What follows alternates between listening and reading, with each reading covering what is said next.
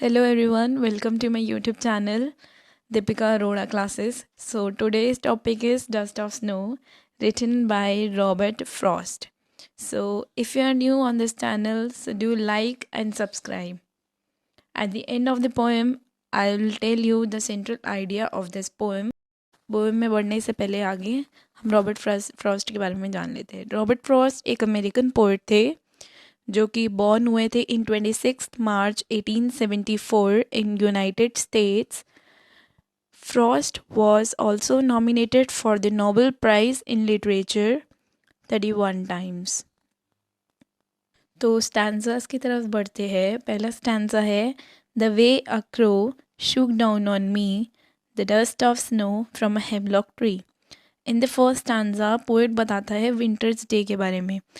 He is walking under one such snow covered hemlock tree, जो कि hemlock tree को snow ने covered कर रखा है। हेमलॉक ट्री क्यों बोला है पोएट ने? It is named so because it resembles a European plant from which the poison hemlock is made. ये रिजेंबल करता है कि यूरोपियन प्लांट को। The tree can not be associated with anything positive, right? तो the crow alighted on the tree suddenly। Crow's tree पे suddenly आता है and because of that sudden motion की वजह से, जैसे ही क्रो उस पे आया ट्री के ऊपर, तो उस मोशन की वजह से जो स्नो फ्लेक्स होते हैं वो पोएट पे गिर जाते हैं। तो वो स्नो फ्लेक्स इतने लाइट होते हैं, इसमें पोएट बताते हैं इतने लाइट होते हैं और स्मॉल होते हैं, जिसकी वजह से वो मतलब एक तरह से डस्ट पार्टिकल्स की तरह लगते हैं। पोएट को वो डस्ट पार्टिकल्स की तरह लगते हैं। तो the shards of flakes from the hemlock tree has touch the poet in some way. तो फर्स्ट स्टैंजा में हमें पोइट यही बताते हैं कि वो कैसे क्रो उस पर बैठा हेमलॉक ट्री पे, किस तरह से वो स्नो फ्लेक्स गिरे और उनको कैसा पॉजिटिव कैसा फील हुआ। सेकेंड स्टैंजा है has given my heart a change of mood and saved some part of a day I had rued. In this stanza, the poet explains to us exactly like किस तरह से shower of snowflakes उन पे effect डालते हैं।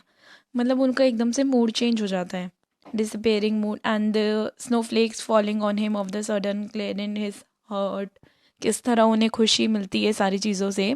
उसके अलावा वो बोलते हैं कि उनका दिन वैसे भी कुछ अच्छा खास नहीं जाने वाला था, वेस्ट जाता पूरा दिन, पर ये स्नोफ्लेक्स ने उन पे इतना पॉजिटिव इफेक्ट डाला। द शार of the dust like snow on his shoulder changes mind. उनका माइंड बिल्कुल पूरा चेंज कर दिया। It made him feel that the day had not been complete waste. मतलब उनको ये फील होने लग गया चलो टोटल पूरा वेस्ट नहीं हुआ day, at least some part of that day had been pleasant. तो उसमें पोएट यही बताते हैं कि वो स्टार्टिंग में कैसे, फर्स्ट आंसर में, कि स्टार्टिंग में कैसे उन पे स्नो फ्लेक्स गिरे, और सिमिलरली सेकंड में उन वो ये बताते हैं कि कैसा कैसा उनको फील हुआ, हर्ट में कैसे चेंज हुआ मूड उनका, वरना पूरा दिन ख़राब जाने वाला था उनके according. But at least some part of the day had been good like pleasant since it had given him a new experience that he could treasure as well as material for another।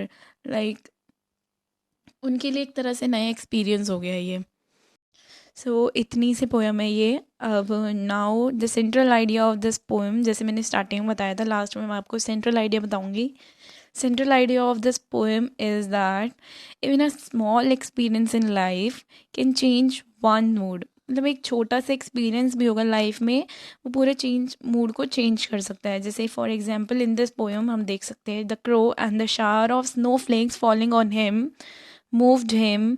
He was feeling depressed at that time. वो बहुत ज़्यादा poet depressed feel कर रहे थे। But the शार of flakes glad in his heart. पर जो जैसे ही फ्लावर्स, वो ना स्नो के फ्लेक्स गिरे ना, तो उनको खुशी मिल गई एकदम से। They help him overcome his negative thoughts. वो अपने नेगेटिव थाट्स से ओवरकम कर गए। तो पसंद आई हो तो like, subscribe and share and press the bell icon so that you will get my new videos notifications. Thank you. Bye bye.